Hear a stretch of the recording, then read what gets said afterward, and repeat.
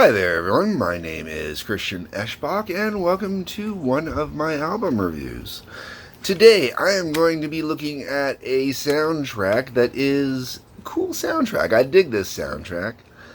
And it is from a movie that definitely has a bit of a cult following, but is not necessarily listed as a great movie.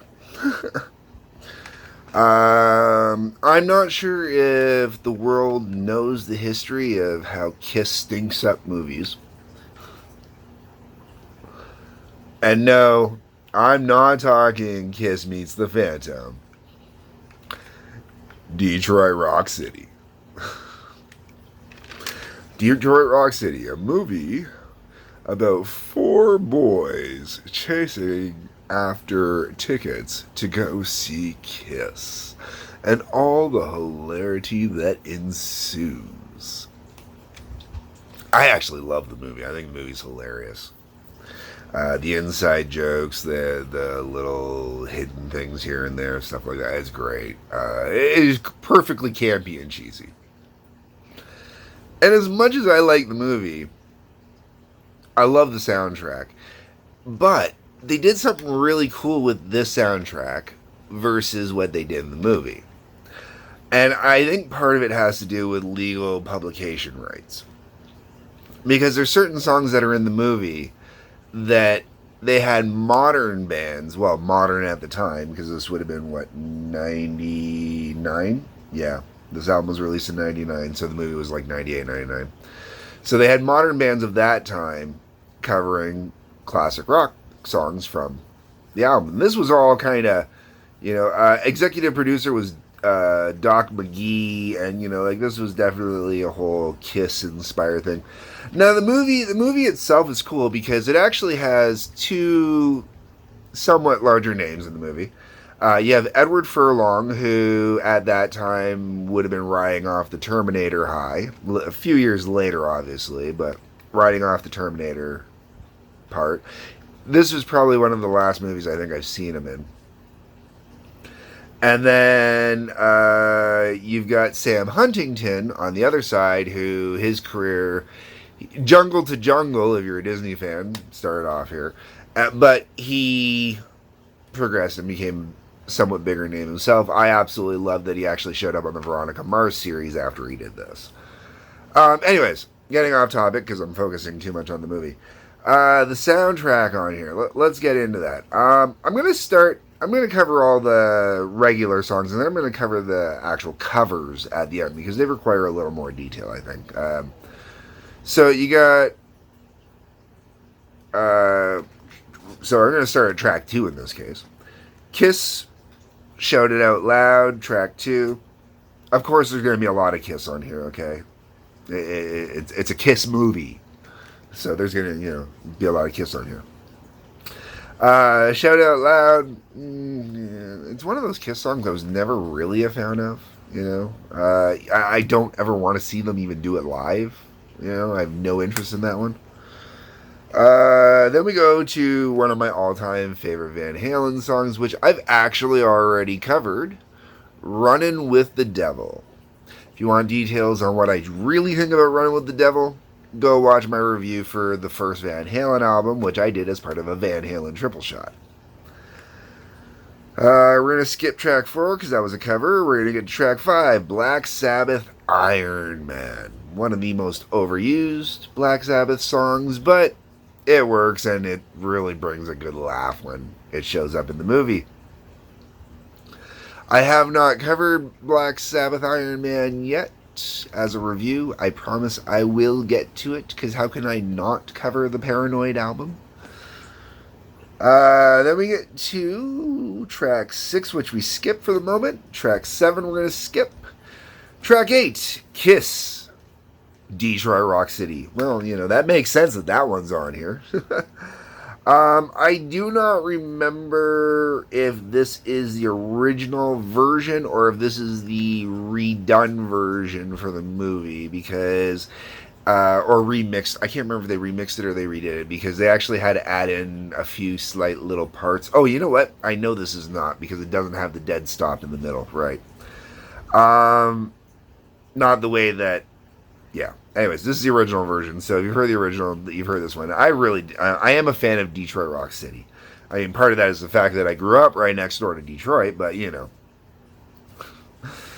All right, then we get to Thin Lizzy Jailbreak. Good tune. I like me some Thin Lizzy. I only have a Thin Lizzy Greatest Hits, which is why I have not covered Thin Lizzy yet. I really do want to get around to picking up some albums before I really get into it. The Jailbreak album would probably be the album I'd end up starting with first, just because it's their most successful one, even though they had so many other great albums. Then we go into Cheap Trick doing Surrender live. Cheap Trick songs live always just kind of... I had the opportunity to see Robin Zander when he was heading up Kings of Chaos. And Kings of Chaos obviously did a couple of Cheap Trick songs because of it. And Robin Zander, man, got some pipes on him live. Really cool, man. Wasn't Cheap Trick, but it was, you know, when you got, you know, half of Guns N' Roses and, you know, the talented half of Guns N' Roses fronting the band.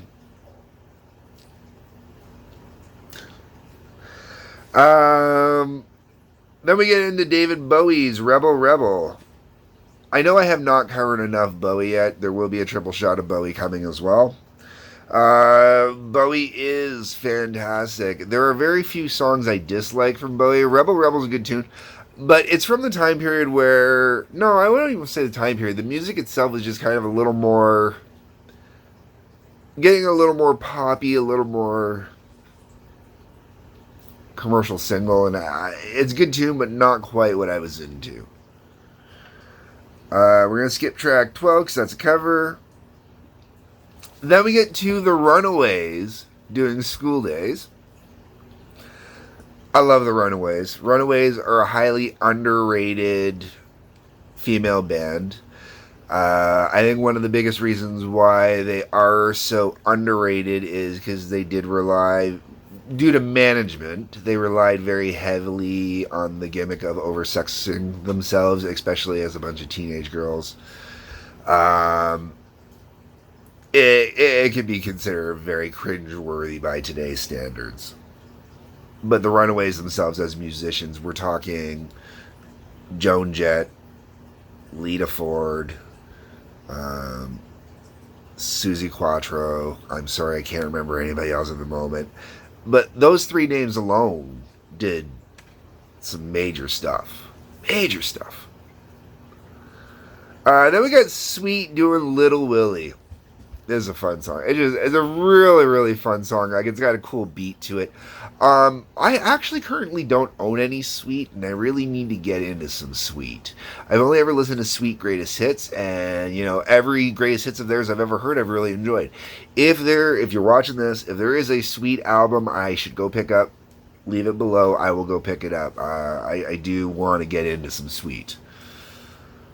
And then the last track ends with a cover. And we're going to use this, I'm going to flip this, and I'm going to go backwards now. So track 15 is the last track on here. And it's a cover, but it's Kiss actually doing a cover. Nothing Can Keep Me From You. I end this album at Sweet Willie. Yeah, I think it's a horrible song. I really don't want to hear it. I think Kiss never should have done it. They should have found something else. My views. Just my views. Alright, now we're going to go backwards. Okay, so going backwards, we get to track 12, The Donnas. Sadly, The Donnas, another female group, never got the props they deserved and kind of fizzled out as they were starting to make a name for themselves, and it really sucks. They cover Kiss's Strutter on here, and I really dig it. It was because of this cover I actually really got into the Donnas, because before that I hadn't heard too much, just a little bit here and there. The Donnas suffered from two major problems when they came out, big time when they came out, and the type of music that they were playing, which directly related to when they came out. The Donnas really kind of broke out the end of the 90s going into the early 2000s.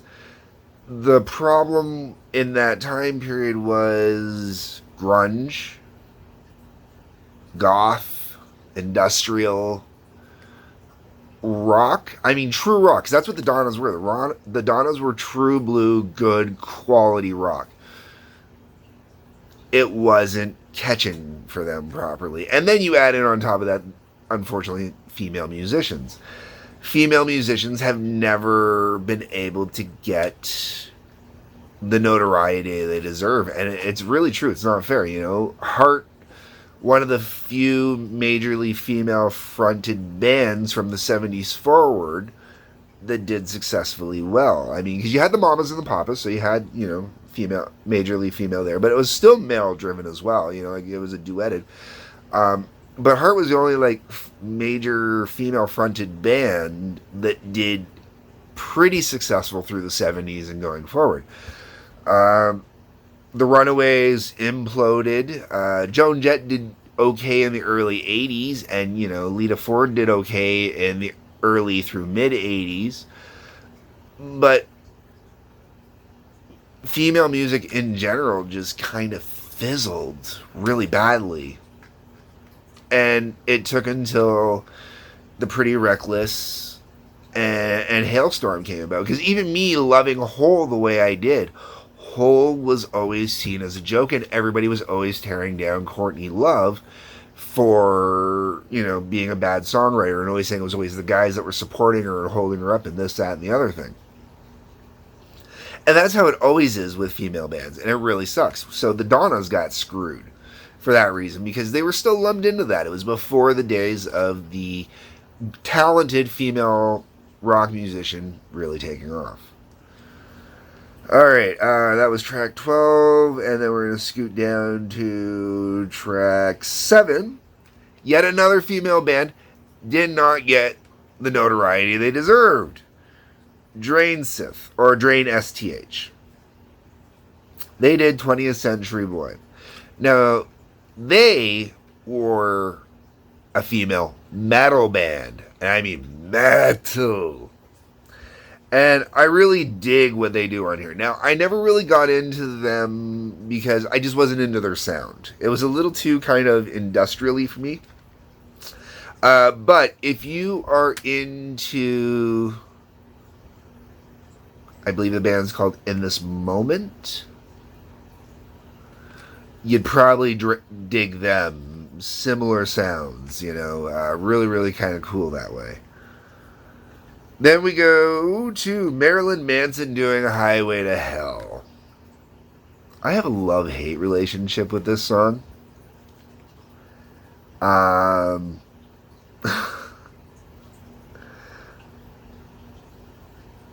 And as much as I want to make the joke of I love to hate it, that's not accurate. As a cover of a beloved AC/DC song that I enjoy playing, and after hearing some of the other covers that Manson's done, I was really hoping for something really cool. This was not what I was expecting, and I don't like it as an AC/DC cover. If I pretend it's not an AC/DC song, I listen to it on its own, it's not bad. The thing is, to me, it's like they took Long Hard Road Out of Hell almost and turned it into Highway to Hell. That's really honestly what it truly feels like to me. And meh. But believe it or not, I do. Especially when it's when I'm putting together mixes for when I'm out riding my bike. That's actually on one of my mixes. I kid you not. Now, my absolute favorite cover on this album. Love this cover. The original artist has badmouthed the hell out of this. I think the original artist can shove it up his ass. Because the original artist is just pissed off that somebody that partied all the time was able to replicate him with some beautiful, beautiful skill and precision. And that is Pantera doing Cat Scratch Fever. Now, I've got a mixed view with Pantera, okay? The original stuff, I'm hit and miss with. Too much yelling and screaming for me, okay? Phil Anselmo has a wonderful and amazing voice when he sings. Cemetery Gates, his singing on Cemetery Gates is absolutely beautiful, and I think it's spectacular. I hate when he starts screaming. I absolutely loathe it. And the pterodactyl. No, I know it's his trademark thing. I fucking hate it. And that's one of the things that really kind of keeps me away from Pantera. The band as musicians and doing covers are brilliant. I have never heard them do a cover I dislike. Black Sabbath, they had talked about doing a Black Sabbath cover album, entire Black Sabbath cover album. They should have done it. They should have done it because they cover Black Sabbath like nobody covers Black Sabbath. I mean, even Metallica does not cover Black Sabbath like fucking Pantera does. And then they grabbed Cat Scratch Fever, one of Ted Nugent's most popular songs. Now, Ted Nugent is a over-opinionated asshole, but not an over-opinionated asshole like I am. I try to be cute about it. Ted does it for shock value. Ted does it to be a complete jackass. Ted is a complete jackass. Value him as a guitarist. Underrated guitarist, too. I've seen him live. That man's hands move like a demon. But I will never see him live again. His sound sucks horribly live every time I have heard him live. No. But on an album, I love Ted. Love Ted on an album. But everything else about him, I think, is just shit. He ripped on Pantera doing this, and it's purely because Dimebag is a party dude. I've met Dimebag Darrell. Dimebag Darrell is the kindest, sweetest dude. And the day he died, man, I only met the dude, only spent about 15 minutes hanging with him in a meet and greet session. But in that 15 minutes, the depth of that man's character that you grasp and whatnot is just, it's brilliant. It's wonderful. And I personally will never forget that moment, man. It was really cool. He's just really genuinely nice dude. Really genuinely hard fucking partying dude. And that's why it would piss off Ted so much. Because Ted is so much against the drinking and drugs. And someone doing drinking and drugs as much as Ted does and as much as Pantera promoted in the day, that would piss off Ted. But this cover is fantastic. This cover, to me, was worth price of entry on this album alone. And then the album actually opens up with a really cool cover as well. From a band that I've never gotten into, I'm still not into, and I probably will never get into. Or, unless someone else brings it around. Or someone pays on my Patreon account to become one of my monthly, hey, I'm going to demand you cover this album, people. Anyways, I am talking about Everclear, and they cover The Boys Are Back in Town. Thin Lizzy. So that means 2 Thin Lizzy tracks ended up on here. They're also 2 of their most... They're 2 arguably most popular prior to Metallica covering Whiskey in the Jar. But The Boys Are Back in Town, I'm glad that they put the cover on here because the original is fun, but it's such a cliche and overblown song. The second it ended up in a beer commercial, that's it. It was done and over. But Everclear's cover on here is really good. It's really concise. It's really nice. It's nice and upbeat. I really dig it. It's got a great vibe to it. And it kicks off this album beautifully. This is one of those albums where it starts off great. It runs perfect the whole way through. Like, there's no real down point in this album. Highway to Hell. And then you get down to the very end and you end with Kiss covering Nothing You Can Do, or Nothing Can Keep Me From You, and I just want to shoot myself at the end. Horrible cover. So anyways, yeah, that's my views on the soundtrack for Detroit Rock City. Comment section, let me know what you think. Also, once again, suggestions for I'll take suggestions for Sweet, suggestions for the Donnas, because I've only listened to greatest hits for the Donnas. And you know what? Drain STH. you got one for them, let me know. Anyways, like button, subscribe button. Peace, love, and take care.